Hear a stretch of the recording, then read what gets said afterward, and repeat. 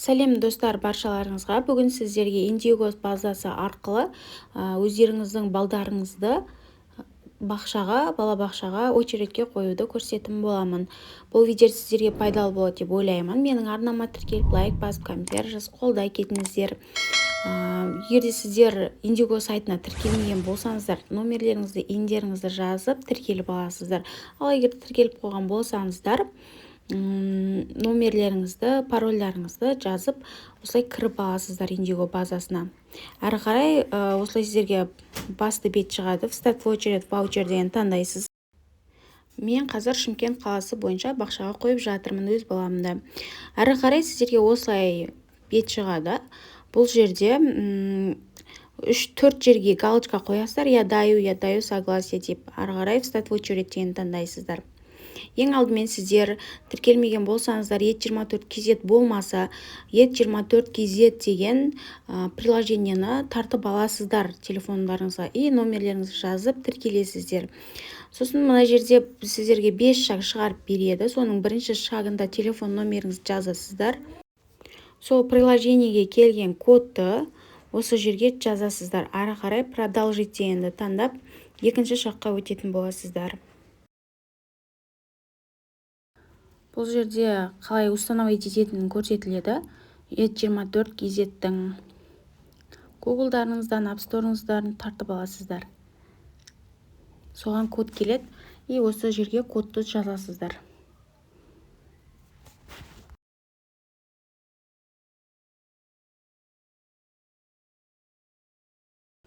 Келесі екінші шаққа өткізеді.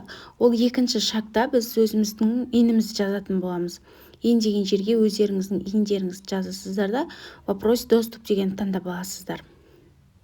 Сонда сіздердің телефон номерлеріңізге 1414-тен сообщение келеді. Иә немесе жоқ дегенді таңда дейді. Сіз иә дегенді таңдап жібересіз де, ол жаққа сообщение жібергеннен кейін вопрос данные дегенді тағы да бір рет басасыздар. Сол кезде сіздердің фамилия, имя, отчество барлығы бірден шығарып береді.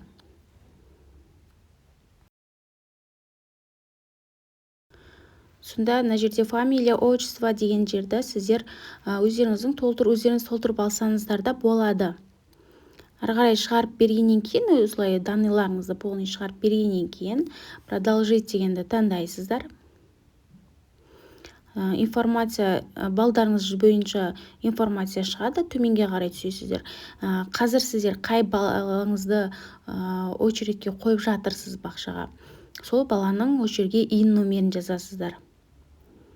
Ин номерін жазасыздар да, вопрос доступ дегенді тағы да таңдайсыздар. Сол кезде сіздердің балдарыңыз бойынша бүткіл информацияны шығарып береді. Ол жерге ин жазған кезде тағы да 1414-тен сообщение барады. Олған иә немесе жоқ дегенді таңдап жіберетін боласыздар. Иә деп таңдағаннан кейін вопрос доступ дегенді таңдап аласыздар. Сонда ана жақта барлық документтің нелері шығып тұрады, информациялары шығады.